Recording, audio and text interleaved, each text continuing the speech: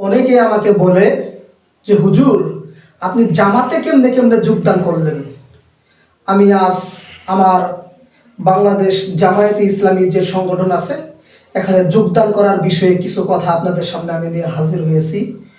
প্রথমেই এই সংগঠন সম্পর্কে ভালো কিছু জানতাম না। মানুষও বলতো এই সংগঠন নাকি রাজাকার, অনেক ব্যক্তিরা রাজাকার। সাইদির কথা শুনতাম, কামরুজ্জামানের কথা শুনতাম, মতিউর রহমান নিজামীর কথা শুনতাম, ওদেরকে রাজাকার বলা হতো। তো আমার বিশ্বাস হতো না, দিলের মধ্যে এই সংগঠনের প্রতি একটা টান, ভালোবাসা, আন্তরিকতা এটা আমার থাকতো। তো আমি খুব ভালোবাসতাম এই সংগঠনকে মন থেকে। কিন্তু রাজাকার শব্দটি এটি শুনে অনেক সময় বিশ্বাস হইতো, আবার অন্তর থেকে বিশ্বাস হইতো না। কিন্তু এমনিভাবে আমি সাইদি সাহেবের খুব ভক্ত ছিলাম। সাইদি সাহেবের বয়ান আমি শুনতাম, সাইদি সাহেবের বয়ান আমি সবসময় গবেষণা করতাম, সাইদি সাহেবকে খুব ভালোবাসতাম। কিন্তু সাইদি সাহেবকে যদি কেউ রাজাকার বলতো, আমি কখনো এটা আমি সহ্য করতাম না, আমার কাছে খারাপ লাগতো। কারণ দেলোয়ার হোসেন সাইদি রহমতুল্লাহ আলাই তিনি যখন বেঁচে ছিলেন, তার এত সুন্দর বয়ান, এই বয়ান করনেওয়ালা একজন যোগ্য আলেম, কোরআনের পাখি, তিনি কখনো রাজাকার হতে পারে না। এবং কি আমার ঘরের ফ্যামিলি যারা ছিল তারা তো ওই সময় দিন বুঝতো না, ইসলাম ভালোভাবে বুঝতো না। তখন তারা এক সময় সাইদি সাহেবকে রাজাকার বলে আমার সাথে তর্ক করতো। একসময় সাইদি সাহেবকে নিয়ে আমি বাড়ির থেকে বেরোয় গেছিলাম রাগারাগি করে, শুধু রাজাকার বলার শব্দটা ব্যবহার করার কারণে। আমি 3 দিন বাড়ির থেকে গিয়ে লুকাইয়াছিলাম যে তোমরা প্রাণপ্রিয় বক্তা সাইদি সাহেবকে রাজাকার বললে আমি এই বাড়িতে থাকবো না। এমনিভাবে আর কি আমি সাইদি সাহেবের এত ভক্ত ছিলাম যে সাইদি সাহেবের জন্য আমি বাড়ি সাইডে 3 দিন আসছিলাম, যে আমার প্রাণপ্রিয় বক্তাকে যখন রাজাকার বলেছিল।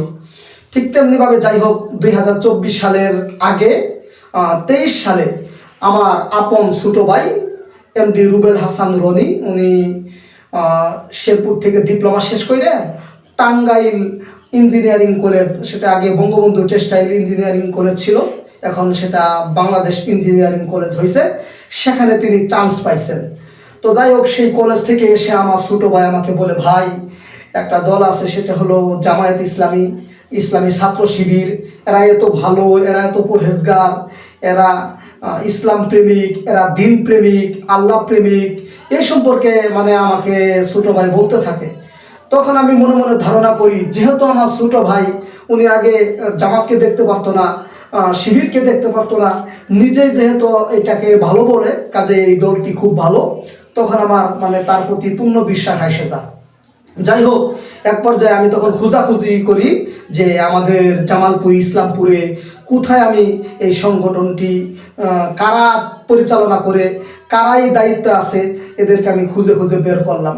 অবশেষে আমাদের ইসলামপুর উপজেলার গাইবান্ধা ইউনিয়নের যে সভাপতি এখন বর্তমান জনাব লিয়াকত আলী রিপন স্যার, তেনার সাথে আমার সাক্ষাৎ হয়। এরপর আমার আরেক ভাই গোয়ালের চরবাড়ি জনাব শাহজালাল সাহেব, ওনার সাথে আমার সাক্ষাৎ হয়। এক পর্যায়ে তাদের এই সহযোগিতা নিয়ে এবং তাদের সাথে কথাবার্তা বলে আমি অনেক তাদের গুণ ভালো পাই, এবং এই সংগঠনের যে আসলে এই সংগঠন যে আসলেই ভালো, জামাত ইসলাম যে আসলেই ভালো, এটা তাদের দ্বারা আমি প্রমাণ পাইলাম। পেয়ে তখন আমি সেখানে শাহজালাল এবং আমাদের গাইবান্ধা ইউনিয়নের যে সভাপতি লিয়াকত আলী রিপন স্যারের হাতে আমি সহযোগী সদস্য ফরম পূরণ করে জামাত ইসলামে আমি যোগদান করি। প্রিয় বন্ধুগণ, প্রায় 2 বছর হয়ে গেল আমি এখন এই সংগঠনের ভিতরে আছি। মোটামুটি 50টা বই পড়া শেষ হয়ে গেছে। সামনে ইনশাল্লাহ আমি আশা করা যায় আমি রুকন হয়ে যাব।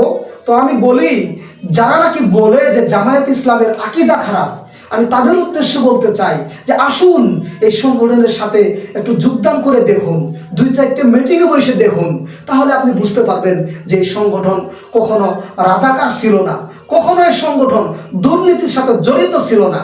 আমাদেরকে মানুষ বলে যে হুজুর আপনারা যে দিনের দাওয়াত দেন, আপনাদেরকে মনে হয় টাকা দেয় না। অসম্ভব, আমাদেরকে একটা টাকা দেয় না, নিজের টাকা খেয়ে, নিজের টাকা খরচ করে আমরা বরঞ্চ এই সংগঠনকে আরো চাঁদা দিয়ে এই সংগঠনের কাজবাজ আমরা আঞ্জাম দিয়ে যাই।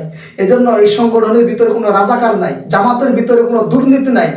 জামাতের ভিতরে কখনো দুঃশাসন হয় না, জামায়াতে ইসলামের ভিতরে কোনো অন্যায় নাই, এবং কি অন্যায় তারা প্রশ্রয়ও দেয় না। আমি বুঝে শুনে জামাতে যোগদান করেছি। আমার কওমি অঙ্গনের কিছু ভাইয়েরা আছে, তারা জামাতের আকীদা সম্পর্কে বাজে মন্তব্য করে। প্রিয় বন্ধুগণ, গঠনতন্ত্র পড়ে দেখবেন জামায়াত ইসলামের আকীদা কাকে বলে।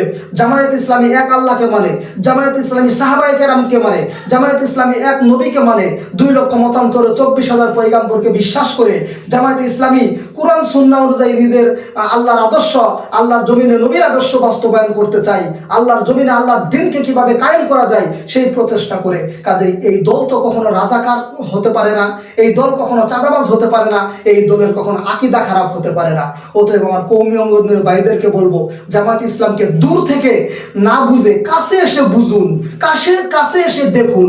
একটা বার জামাত ইসলামের মিটিংয়ে অংশগ্রহণ করুন, দেখেন, জিজ্ঞাসা করেন, জানেন, বুঝেন কোথায় আকীদা খারাপ আছে।